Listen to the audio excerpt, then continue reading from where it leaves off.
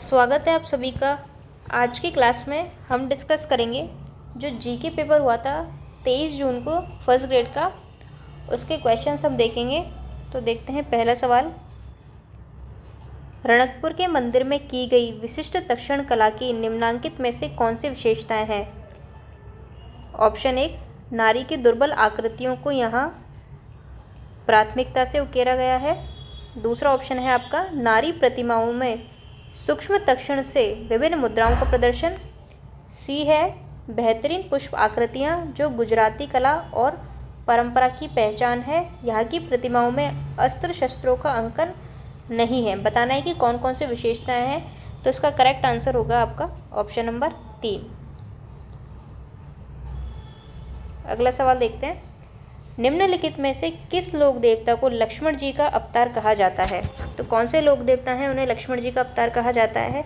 तो वो है आपके पाबूजी। तो करेक्ट आंसर हो जाएगा आपका ऑप्शन नंबर 1।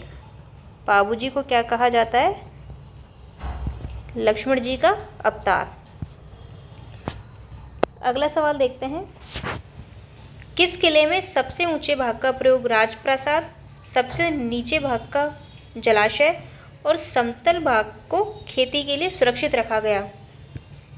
नागौर का किला, जैसलमेर का किला, गागरोन या फिर कुंभलगढ़? तो इसका करेक्ट आंसर जो है वो है आपके कुंभलगढ़ का किला, जिसमें सबसे ऊंचे भाग का प्रयोग राजप्रासाद, सबसे नीचे भाग को जलाशय और जो समतल भाग है उसको खेती के लिए सुरक्षित रखा गया था। अगला सवाल देखते हैं। गोविंदगिरी और उनके भगत आंदोलन के संदर्भ में कौन से कथन सही नहीं है? 1921-22 में पंचमहल जिले में गोविंदगिरी ने असहयोग आंदोलन में भाग लिया। अहमदाबाद केंद्रीय कारागृह से छूटने के बाद अपनी मृत्यु तक गोविंदगिरी पंचमहल के बारसोद में निर्वासन में रहे। गोविंदगिरी के प्रभाव से बांसवाड़ा के भगत भीलों ने स्वयं को हिंदू धर्म के ढांचे में संगठित कर लिया। 1927 से 31 के मध्य बांसवाड़ा के दीवान एन भट्टाचार्य ने भगत आंदोलन को दबाया। अब हमसे पूछ रहा है कि कौन सा कथन सही नहीं है। तो इसका करेक्ट आंसर जो है आपका ऑप्शन नंबर 1, बी और डी जो है वो करेक्ट नहीं है इसमें। बाकी ए और डी जो है वो करेक्ट है। देखिए, कोई भी ऐसा पॉइंट जो आपको दिखाई देता है कि भाई आपके नोट्स में मिसिंग है और वो पूछा गया तो उसको वहीं ऐड कर लो। इससे क्या होगा, आपको बार बार जो है नई चीज़ें देखने की ज़रूरत नहीं पड़ेगी। आप वहीं ऐड कर लोगे तो आपके नोट्स जो है वो कंप्लीट हो जाएंगे। अगला देखते हैं क्वेश्चन। प्रतिहारों के अभिलेखों में राज्य अधिकारियों को कहा जाता था राजपुरुष, सामंत, दरबारी या मंत्री? इसका करेक्ट आंसर है वो है आपके राजपुरुष। अगला सवाल देखते हैं। महाराणा कुंभा ने निम्नांकित में से कौन से ग्राम एकलिंग जी के मंदिर की पूजा एवं व्यवस्था हेतु प्रदान किए गए थे? इसमें करेक्ट आंसर है आपका वो है ऑप्शन नंबर 3, नागदा, कालोड़ा, मालाखेड़ा और भीमाना। करेक्ट आंसर क्या है इसमें आपका ऑप्शन नंबर 3। अगला सवाल है। 1857 के प्रथम स्वतंत्रता संग्राम में लखनऊ के विषय में निम्न तथ्यों में से कौन सा असत्य है? क्या पूछ रहा है? गलत पूछ रहा है। लखनऊ में इसकी शुरुआत 30 मई 1857 को हुई। पराजित अंग्रेजों ने आत्मरक्षार्थ के लिए बेगम हजरत महल के राजमहल में शरण ली। 30 जून 1857 को चिनहट के युद्ध में अंग्रेज पराजित हुए थे। अगस्त 1857 के प्रारंभ में बिरजिस कद्र को लखनऊ का वली घोषित किया गया। अब हमसे पूछ रहा है कि कौन सी बात इसमें से गलत है। तो 7वां जो सवाल है इसमें करेक्ट आंसर होगा आपका ऑप्शन नंबर 2। ये कथन क्या है आपके यहाँ पर? असत्य। अगला सवाल देखते हैं। अगला सवाल है। दिल्ली सल्तनत के किस सुल्तान के काल में किस सुल्तान के काल के दौरान अजमेर के गोविंदराज ने स्वयं को रणथंभौर में स्थापित किया? बलबन, नसीरुद्दीन महमूद, कुतुबुद्दीन ऐबक या इल्तुतमिश? इसका करेक्ट आंसर हो जाएगा आपका ऑप्शन नंबर 3 जो है कुतुबुद्दीन ऐबक। अगला सवाल। फरवरी 1948 के किन राज्यों को राजपूताना एजेंसी से हटाकर गुजरात एजेंसी के अंतर्गत रख दिया गया? पालनपुर, डूंगरपुर, सिरोही, विजयनगर? इसका राइट आंसर होगा आपका ऑप्शन नंबर 2, यानी पालनपुर, सिरोही और विजयनगर। अगला सवाल देखते हैं। गुप्त वास्तुकला के संदर्भ में गलत कथन को चुनिए। ऐरन का जो विष्णु मंदिर है उसकी छत सपाट है। देवगढ़ में दशावतार मंदिर ऊंचे शिखरों के साथ अलंकृत गुप्त शैली की वास्तुकला को दर्शाता है। नचना कुठार की पार्वती मंदिर, जो नचना कुठार का पार्वती मंदिर है, चैत्य शैली पर बना हुआ है। भूमरा मंदिर भगवान विष्णु को समर्पित है। अब यहाँ पे गलत बात पूछ रहा है इसमें, तो स्टेटमेंट 4 जो है वो हो जाएगा आपका यहाँ पर गलत। अगला सवाल है, बिहार के सूबेदार के रूप में राजा मानसिंह ने अपना पहला अभियान, कौन सा अभियान पूछ रहा है, पहला अभियान बिहार के कौन से शासक के विरुद्ध किया? गिद्धौर के राजा पूरनमल, खड़गपुर के संग्राम सिंह, शंभूपुरी के सैयद या फिर हाजीपुर के राजा गणपत? इसका करेक्ट आंसर है वो है आपका ऑप्शन नंबर 1, गिद्धौर के राजा पूरनमल। अगला सवाल देखते हैं। अनहैप्पी इंडिया नामक पुस्तक के लेखक कौन हैं? तो इस पुस्तक के लेखक हैं आपके लाला लाजपत राय। बुक का नाम क्या है? Unhappy India. अगला सवाल है, 1857 के विद्रोहियों के द्वारा किस पॉलिटिकल एजेंट का कटा सर आउवा के किले पर लटका दिया गया? तो इजी क्वेश्चन है, कई बार पूछा गया सवाल है ये। इसका करेक्ट आंसर हो जाएगा आपका मॉक मैसन। तो इसका सर जो है आउवा के किले पर लटका दिया गया था। निम्नलिखित में से कौन सा पुरातात्विक स्थल आहट संस्कृति से संबंधित नहीं है? पिंड, अलौद, गिलुंड या बरौर? इसका करेक्ट आंसर हो जाएगा आपका बरौर। ये जो है आहट संस्कृति से संबंधित नहीं है। अगला सवाल देखते हैं। निम्नलिखित में से कौन सा ग्रंथ डॉक्टर अंबेडकर द्वारा नहीं लिखा गया? The Nadars of Tamil Nadu, revolution and counter revolution in ancient India, the annihilation of caste, the Buddha and his Dhamma? तो उन्होंने जो ग्रंथ नहीं लिखा उसका नाम है आपके द नादर्स ऑफ तमिलनाडु। अब देखते हैं पॉलिटी के सवाल। तो 2 हमें सूची दी हुई है, इनको मैच करना है। कुछ आर्टिकल्स हमें दिए गए हैं 326, 327, 328 और 329, और इनकी जो है विषय वस्तु हमें यहाँ पर दी गई है। तो सबसे पहला है, हम देखते हैं आपके आर्टिकल 326। तो आर्टिकल 326 की बात करें, इसमें क्या है आपके, इसमें है आपके लोकसभा और राज्य की जो विधानसभाएं होती हैं के लिए निर्वाचनों का वयस्क मताधिकार के आधार पर होना। यानी जो लोकसभा और राज्यों की विधानसभाओं में जो चुनाव होते हैं उनका कैसे होना? वयस्क मताधिकार के बेसिस पर। ये कितना है आपका 326। इसके बाद बात करते हैं 327 की। इसमें क्या है? तो इसमें है आपके विधानमंडलों के लिए निर्वाचनों के संबंध में उपबंध करने की संसद की शक्ति। ये कितना है आपके 327। तो इसका करेक्ट आंसर हो जाएगा आपका ऑप्शन नंबर 2। बाकी हम बात करते हैं 328 की। इसमें क्या है आपके, इसमें है किसी राज्य के विधानमंडल के लिए निर्वाचनों के संबंध में उपबंध करने की उस विधानमंडल की शक्ति के बारे में आपके आर्टिकल 328 में बताया गया है। इसके अलावा बचता है हमारा 329, जिसमें क्या है आपके, इसमें है आपके जो निर्वाचन संबंधी मामले हैं उनका न्यायालयों के हस्तक्षेप का वर्जन। ये जो बात है ये कही गई है आपके 329 में। तो इसका करेक्ट आंसर हो जाएगा आपका ऑप्शन नंबर 2। अगला सवाल देखते हैं। भारत के संविधान के निम्नलिखित में से किस आर्टिकल के अंतर्गत राष्ट्रपति के विरुद्ध उसकी पदावधि यानी उसके कार्यकाल के दौरान किसी भी कोर्ट में किसी भी प्रकार की जो दांडिक कार्यवाही है वो संस्थित नहीं की जाएगी या चालू नहीं रखी जाएगी? तो होता क्या है कि जो राष्ट्रपति और राज्यपाल होते हैं उनके कार्यकाल में जो दांडिक कार्रवाई होती है वो चालू नहीं की जा सकती। लेकिन तो यहाँ पर तो हमसे ये पूछ रहा है कि किस आर्टिकल में ये बात कही गई है। तो आर्टिकल 361 के 2 में जो है इस बात को कहा गया है कि किसी भी प्रकार की जो दांडिक कार्रवाई है वो शुरू नहीं की जाएगी।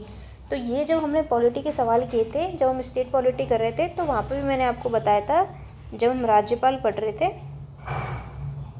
लेकिन देखिए दांडिक कार्रवाई शुरू नहीं की जाएगी, लेकिन जो व्यक्तिगत अगर कोई मसला है तो उसके लिए कार्रवाई की जा सकती है, उसके अपने नियम होते हैं। तो हमने स्टेट पॉलिटी की क्लास में डिस्कस किए थे, तो राज्यपाल वाली वीडियो में आप उसको ज़रूर देख लेना। इस तरह के सवाल जो है पूछे जाते हैं। तो राष्ट्रपति से रिलेटेड किस आर्टिकल में है? 361 के 2 में। अगला सवाल है आपका 53। भारत में संघीय मंत्री परिषद से संबंधित निम्नलिखित कथनों पर विचार कीजिए।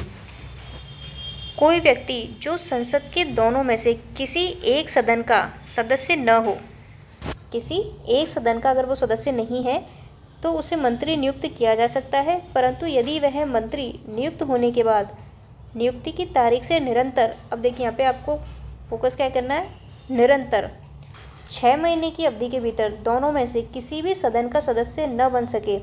अगर निरंतर 6 महीने की अवधि की यहाँ पे बात हो रही है, तो अगर लगातार 6 महीने की अगर बात हो जाती है, तो अगर किसी भी सदन का सदस्य नहीं बनता है तो वो मंत्री नहीं रहता है। तो ये स्टेटमेंट एकदम करेक्ट है। दूसरा देखते हैं, तथापि संसद सदस्य के रूप में चुने जाने के बाद उसे फिर से मंत्री के रूप में नियुक्त किया जा सकता है। मंत्री को दोनों सदनों में उपस्थित रहने और उनकी कार्यवाही में भाग लेने का अधिकार है, लेकिन वह उस सदन में मत यानी कि वोट नहीं दे सकता जिसका वह सदस्य नहीं है। तो इसमें जो है आपके दोनों स्टेटमेंट ठीक हो जाते हैं, यानी कि 1 और 2 दोनों बात इसमें सही है। अगला सवाल देखते हैं, भारत के संविधान के किस आर्टिकल के अंतर्गत सुप्रीम कोर्ट प्रत्येक निर्णय खुले न्यायालय में ही सुनाएगा, अन्यथा नहीं? ये बात किस में कही गई है? तो इसका आंसर हो जाएगा आपका 54 में, आर्टिकल 145 का 4। अगला सवाल है, निम्नलिखित में से किस परिस्थिति में लोकसभा का अध्यक्ष यानी कि जो स्पीकर होता है अपना कार्यकाल पूरा करने से पहले, अपना जो उसका कार्यकाल है जितना भी उसको पूरा करने से पहले अपने पद पर नहीं बना रह सकता? यहाँ पर बात क्या हो रही है, कार्यकाल पूरा करने से पहले की बात हो रही है कि वो अपने पद पर नहीं बना रह सकता। तो आपको 4 यहाँ पे कंडीशन दी हुई है। यदि वह लोकसभा का सदस्य नहीं रह जाता, पहली बात। दूसरा, यदि लोकसभा सदन में उपस्थित और मतदान करने वाले कुल सदस्यों की बहुमत से अध्यक्ष को हटाने का प्रस्ताव पारित करती है। तीसरा आपको दे रखा है, यदि जो सत्तारूढ़ दल है सदन में अपना बहुमत खो देता है, यदि राष्ट्रपति अध्यक्ष को बर्खास्त कर दे। तो इसका करेक्ट आंसर होगा आपका ऑप्शन नंबर 4, यानी कि जो लोकसभा है वो, जो लोकसभा अध्यक्ष है अपना कार्यकाल पूरा करने से पहले अपने पद पर कब नहीं बना रह सकता? जब वह लोकसभा का सदस्य ही ना रहे। अगला सवाल देखते हैं हम। तो ये आपकी पॉलिटी के सवाल यहाँ पर ख़त्म हो गए हैं। अब आगे देखते हैं। तो इस वाली वीडियोस में आपको सारे जीके के जो है क्वेश्चन मिल जाएंगे। यहाँ पे अपने जीके को कवर किया है और ये आपके 23 जून वाला पेपर है, 23 जून 2025, जो भी लेटेस्ट फर्स्ट ग्रेड का एग्ज़ाम हुआ है उसका जीके का पेपर है। इससे आपको आइडिया लग जाएगा कि किस तरीके के क्वेश्चंस जो है वो पूछे जा रहे हैं, क्या लेवल है, क्या जो लेवल है आगे के एग्ज़ाम में हो सकता है। तो ये प्रीवियस ईयर के क्वेश्चंस जो होते हैं उनको आप ज़रूर देखा कीजिए, इससे आपको आगे के एग्ज़ाम में किस तरीके अप्रोच फॉलो की जा रही है उसके बारे में पता चल जाता है। तो अगला सवाल देखते हैं हम। 80 सेंटीमीटर समवर्षा रेखा निम्नलिखित में से किस जिले से नहीं गुजरती है? इसका आंसर हो जाएगा आपका बूंदी। अगला सवाल देखते हैं। राजस्थान में दिसंबर 2024 में सड़क घनत्व कितना था? तो दिसंबर 2024 का पूछ रहा हमसे। तो यहाँ पे आपका करेक्ट आंसर हो जाएगा, वो हो जाएगा आपका ऑप्शन नंबर 3, यानी कि 92.66 किलोमीटर पर 100 किलोमीटर स्क्वायर के लीजिए या वर्ग किलोमीटर के लीजिए, एक ही बात है। अगला सवाल देखते हैं हम। अब हमसे यहाँ पे देखिए वही मैच करवा रहा है, 2 सूची हमें दी गई हैं, एक में आपको नदी दी गई है, एक में सहायक नदी। तो माही की, काली सिंध, पार्वती, बेड़च, ये 4 आपको नदियाँ दी गई हैं। इनकी सहायक नदियों के बारे में हमें बताना है। तो अगर हम माही की बात करें तो माही की सहायक नदी होती है आपकी, माही की सहायक नदी है आपकी अनास, यानी ए में आ जाएगा आपके 3। इसके अलावा काली सिंध की देखिए, आप सबसे पहले उसको देखा कीजिए कि जो आपको सबसे पहले आता है। मान लीजिए आपको पता है बेड़च, बेड़च का आपको आता है, तो डी में क्या हो जाएगा आपके 2। तो डी में 2 देखिए, एक तो इसमें है, एक इसमें है, यानी कि ये और ये तो आपके वैसे ही कट गया। इसके अलावा हमने देखा कि माही की आपके अनास हैं, तो इसमें भी 3 है, इसमें भी 3 है। अब आपको देखना है कि बी और सी। तो बी में दे रखा है आपको काली सिंध, तो काली सिंध की देखिए यहाँ पर है आपके अहेली, तो बी में क्या आ जाएगा आपके 4। तो इसका करेक्ट आंसर हो जाएगा आपका ऑप्शन नंबर, देखिए 1 मिनट, इसमें आपके आएगा, ये 1 मिनट, देखिए माही की है आपकी अनास, इसके अलावा यहाँ पे लिख देती हूँ आपके माही की है अनास। इसके अलावा दूसरे नंबर पे आपको दे रखा है काली सिंध, यानी बी में आ जाएगा आपके, बी में आएगा आपके निवाज़, काली सिंध की निवाज़। इसके अलावा फिर है पार्वती, तो पार्वती की आ जाएगी आपकी अहेली, क्या आ जाएगा आपका अहेली। और चौथे नंबर पे आपको दे रखा है बेड़च, तो बेड़च की क्या हो जाएगी आपके, वो है आपके गंभीरी। तो इस तरीके से आप मैच कीजिए। एक बार इसको वापस मैच करते हैं हम, इसको मैं हटा देती हूँ यहाँ से। तो माही की है अनास, यानी ए में 3, ए में 3, डी में 2, तो आपके करेक्ट आंसर होगा इसमें, क्योंकि देखिए काली सिंध की क्या है निवास, तो 58 का जो करेक्ट आंसर होगा वो होगा आपका ऑप्शन नंबर 3, ना कि 2। अगला सवाल देखते हैं। अरावली श्रृंखला की निम्नलिखित चोटियों को उनकी ऊंचाई के अनुसार आरोही क्रम में व्यवस्थित कीजिए। तो हमसे यहाँ पर आरोही क्रम पूछ रहा है, तो इसका करेक्ट आंसर होगा आपका ऑप्शन नंबर 1, यानी कि सबसे पहले नाम आएगा आपके कमलनाथ, कमलनाथ। उसके बाद आपके आएगा यहाँ पर ऋषिकेश, ऋषिकेश। देन जो आएगा आपके यहाँ पर रघुनाथगढ़, फिर आ जाएगा आपके धोनिया डूंगर, धोनिया डूंगर। तो हमसे यहाँ पर पूछ रहा है आरोही क्रम, तो इनको भी आप ज़रूर देख लिया कीजिए कि आरोही पूछ रहा है या अवरोही। आरोह का मतलब होता है चढ़ना। देखिए क्या होता है आरोह का मतलब, वैसे तो आपको पता होगा, फिर भी मैं बता देती हूँ।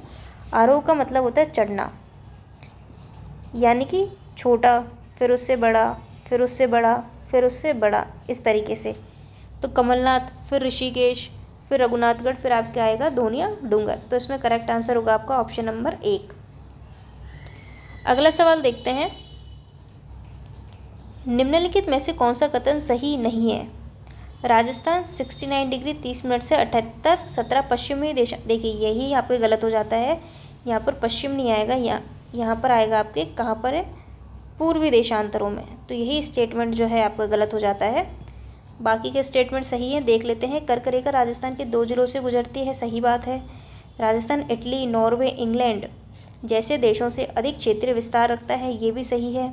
राजस्थान के उत्तर पूर्व में हरियाणा और पंजाब राज्य हैं, तो ये स्टेटमेंट भी आपके सही है। ये तीनों स्टेटमेंट जो है आपके करेक्ट हो जाते हैं यहाँ पे, लेकिन ऑप्शन फर्स्ट जो है गलत है।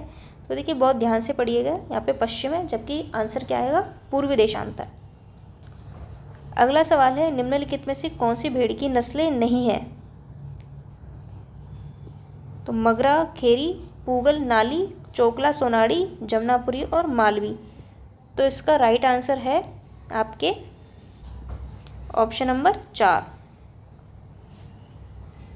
अगला सवाल देखते हैं। 2001 से 11 की जनगणना के दौरान राजस्थान के जनसंख्या घनत्व में कितना परिवर्तन पाया गया?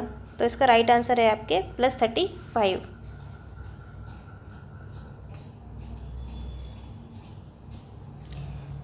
अगला सवाल है, राजस्थान में रबी फसल 2022-23, अब यहाँ पर देखिए 2022-23 का पूछ लिया है, के अंतर्गत गेहूं उत्पादन की दृष्टि से जिलों का सही अवरोही क्रम था। तो इसका राइट आंसर हो जाएगा आपका ऑप्शन नंबर 4। किसकी बात कर रहा है यहाँ पे? गेहूं प्रोडक्शन की। और अवरोही क्रम तो हनुमानगढ़, फिर गंगानगर, फिर चित्तौड़, फिर बूंदी। नेक्स्ट, निम्नलिखित खनिज खनन क्षेत्र युग्म में से कौन सा सुमेलित नहीं है? लोह अयस्क नाथ किनेरी, सीसा जस्ता अगूचा गुलाबपुरा, तांबा खोदरीबा, मैग्नीज काला खूंटा। तो इसमें जो करेक्ट मैच नहीं है वो है आपके लोह अयस्क। लोह अयस्क के लिए नाथ किनेरी जो है नहीं आएगा आपके खनन क्षेत्र। नेक्स्ट क्वेश्चन, सूची फर्स्ट। तो देखिए 2 आपको लिस्ट दी हुई है और आपको दिए कूटों में से सही उत्तर का चयन करना है। तो श्रीराम सीमेंट, एसीसी, आदित्य, जेके लक्ष्मी। तो आपको डिस्ट्रिक्ट के नाम दिए गए हैं। अगर हम श्रीराम सीमेंट की यहाँ पे बात करते हैं तो ये नाम आ जाता है आपका कोटा। तो यहाँ पर आ जाएगा आपका कोटा। इसके अलावा एसीसी सीमेंट की अगर हम बात करते हैं तो यहाँ पर आ जाता है आपके नाम, वो आ जाता है बूंदी। यानी पहले में है आपके 1 और बी में है आपके 3। अब देखिए मैच कर लीजिए, फर्स्ट में 1 3, देखिए इसमें नहीं है तो ये हो जाएगा आपके गलत। पहले में यहाँ पे 4, ये भी हो जाएगा आपके गलत। तो देखिए यहाँ पे एक ही ऐसा ऑप्शन है जिसमें आपको दिया गया है। तो देखिए इस तरीके से भी ये जो है सेलेक्ट हो जाते हैं आपके आंसर। तो यहाँ पे आप एलिमिनेशन टेक्निक अपना सकते हैं।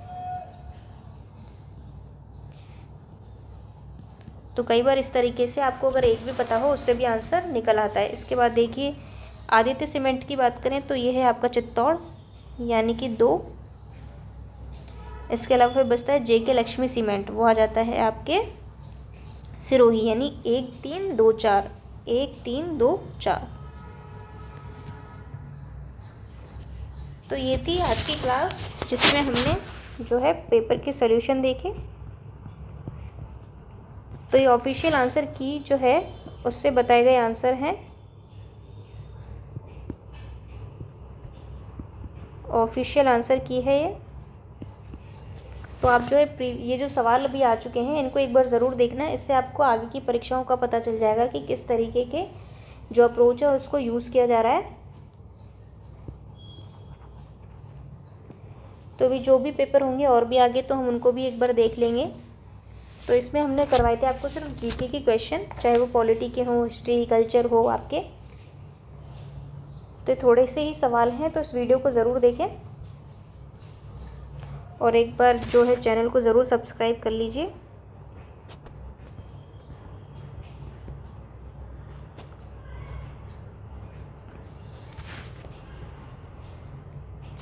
और बाकी की जो क्लासेस हैं वो आपकी चल ही रही हैं, चाहे हिंदी की हो, आपकी मॉडर्न हिस्ट्री की हो।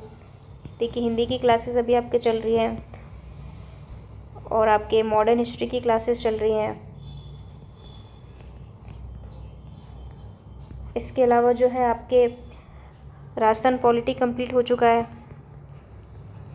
तो देखिए सारी क्लासेस एकदम फ्री हैं आपके लिए, इसके लिए आपको कोई फ़ीस नहीं देनी।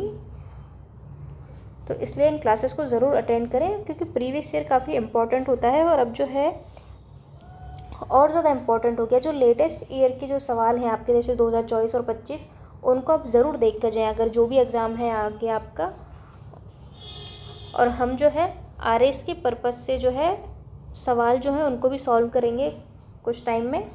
लेकिन अभी जो है आज चुके सवाल हम देख रहे हैं यहाँ पर, तो आप उनको ज़रूर सॉल्व कीजिए। देखिए राजस्थान पॉलिटी हो चुकी है, राजस्थान कल्चर हो चुका है, ठीक है। इसके अलावा राजस्थान हिस्ट्री के प्रीवियस ईयर हो चुके हैं और अब शुरू होंगे आपके राजस्थान ज्योग्राफी के। तो उनको ज़रूर आप अटेंड करना।